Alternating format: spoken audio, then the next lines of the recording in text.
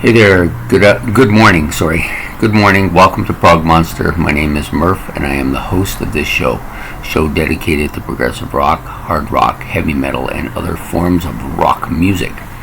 So this is my series, which is My Strange Fascination. This will be episode number 26, featuring Kiss lead guitarist and original member Ace Frehley, the Spaceman. Anybody else wearing the Spaceman uniform? He's out of place. This was one of the albums he was on, maybe the best one he was on. Nice shot of him and the other guys there. There he is right there. Did a legendary guitar solo in that, I think, one of his best. So, Ace Frehley dates back to me to 1975, when I discovered the rock band Kiss. I liked all of them. Obviously, the one that drew me in was Gene Simmons because he was just so bombastic. But I've already done an episode on Gene, so we won't be talking anymore about that. Ace Frehley eventually became my favorite member of the band. And I think the reason he became the favorite member of the band is because he was more accessible. What does that mean? Well, I found Gene and Paul very rock starish. They were up there and you were down here. I never found that with Ace Frehley or Peter Criss to a lesser extent. Ace Frehley always seemed to be just another guy, right? Yes, he was up on that stage playing his guitar with that amazing costume and those guitar licks and everything and the voice and all that stuff that went with being Ace Frehley. But I always felt like he was more like the common person, and that may have made him more appealing overall. The other thing too is that some of the things he talked about and the way he was with his laughing and his behavior and that was more like me, so I identified more with him than the other guys. When he put out this album in 78, he took on legendary status with me. From that point on, he was going to be immortalized because of that album. That album is, other than Kiss Alive, I think that's probably the Kiss's best studio album, even though it's just featuring him. Some really great, memorable tracks on this album. I've played it a lot over the years. I've never tired of it. It's not even close to burnout, and yet I've had it. Well, not this particular CD, but I had the album originally and then the CD later. This particular one is my second Ace Frehley CD, and as you can see, it does not possess a CD. The CD is probably in my car, which I got rid of. And so I'll have to buy the album again, but for now I still have the case. Yeah, so some great music by him in his solo.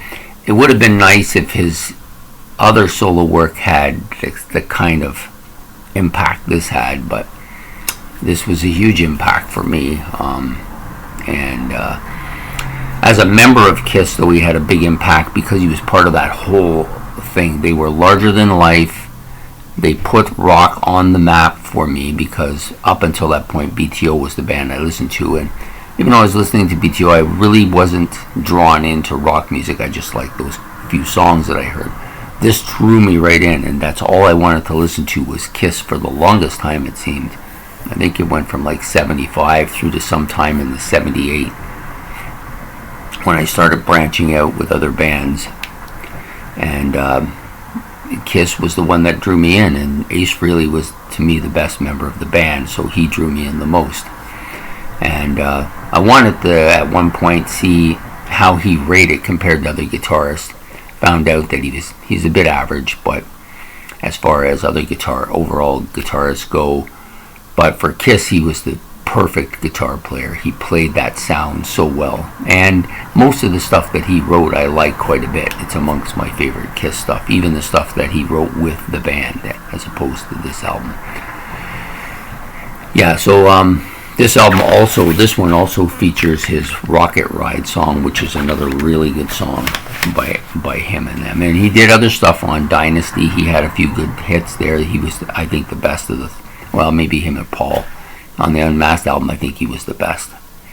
and then they started with the Elder, which they were really drifting off. But he left the band because he didn't want to drift off, I think. You know, he didn't really like the direction they were going in. They weren't really getting along with each other, and that's been a whole problem with that band, which has hurt them, I think. At least, what's the word they use now?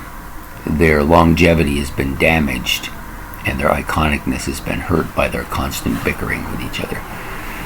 However, Ace Frehley, as a person, he's okay. He has his flaws. I identify with him for a few reasons. But he's into the mudslinging too, so that hurts him as well. But at the same time, I really love this album that he did, and I like his status with the band. It's unfortunate that they had to go and use his costume and design put on somebody else. It makes little of any sense. They should just give that person something to do, pick their own costume and stuff. But that's neither here nor there, and it's gone. But Ace Frehley, yeah, big impact on me. Made me think about guitar players, made me think about rock in general, and helped promote rock in my life, which eventually led to some really iconic music. So anyways, there you have it.